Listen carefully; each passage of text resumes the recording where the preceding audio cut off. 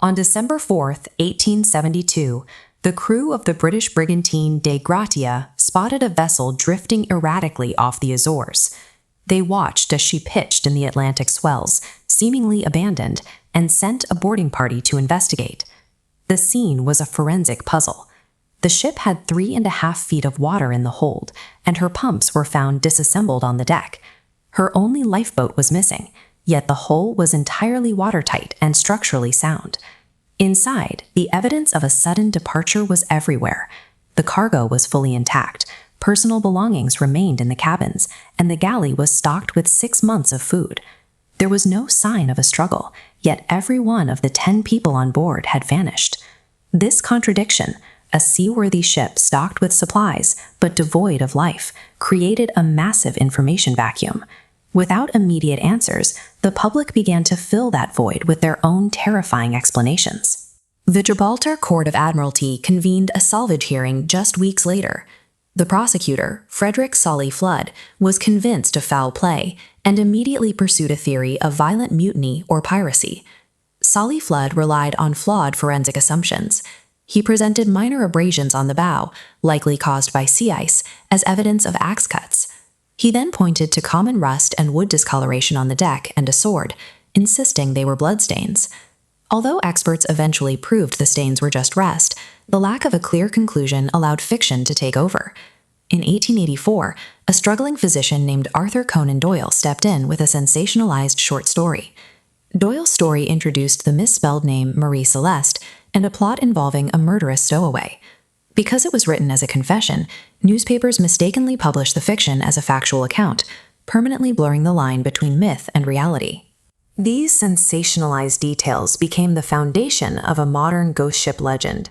Bad science and storytelling transformed a tragic maritime accident into a century-long mystery. In 2002, investigators began a new forensic reconstruction. They used atmospheric databases to map the weather conditions and analyze the only surviving transcriptions of the ship's logbook. The logs revealed a sequence of critical errors. On November 25th, Captain Briggs' marine chronometer was highly inaccurate, placing the ship 120 miles east of its actual position. This navigational anxiety set the stage for the disaster that followed. As the ship battled a gale, debris and sawdust from a recent structural refit washed down into the bilges and completely fouled the ship's pumps, rendering them inoperative. Briggs was now sailing blind in a storm with broken pumps. Because the cargo hold was tightly packed, he had no way to visually inspect the bottom of the ship to see if she was taking on fatal amounts of water. The McGregor model presents the evacuation as a precautionary response to a chain of mechanical failures. Briggs made his decision based on the terrifyingly incomplete data available to him at the time. A second scientific theory focuses on the volatile chemical profile of the cargo, 1,701 barrels of industrial-strength ethanol. Salvers discovered that 9 of those barrels were empty. Crucially, these were made of porous red oak rather than white oak, which allowed 300 gallons of pure ethanol to seep out and vaporize into the sealed hold. As the vessel moved from winter waters into the warmer Azores climate, the temperature in the hold climbed past ethanol's flash point of 55 degrees Fahrenheit. The hold was now a giant pressurized chamber of explosive gas. In 2006, Dr. Andrea Sella simulated this exact environment, using a scale replica of the hold. He proved that a single spark could trigger a sudden vapor explosion, generating a pressure wave that would blow the cargo hatches wide open. This reaction produces a blue flame reaching 2,000 degrees Celsius, but it lasts for only a fraction of a second. The fuel is consumed so rapidly that it leaves no charring or soot behind. To the crew, a deafening roar and a scorchless blue flash would have looked like the ship was seconds away from detonating. Fearing a fire they couldn't see, they abandoned the vessel immediately.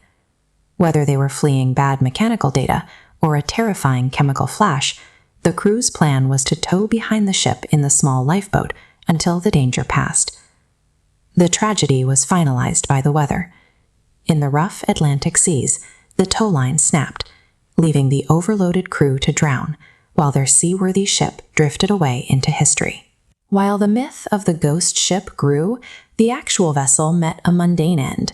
In 1885, her final captain deliberately wrecked her on a Haitian reef in a simple insurance fraud scheme.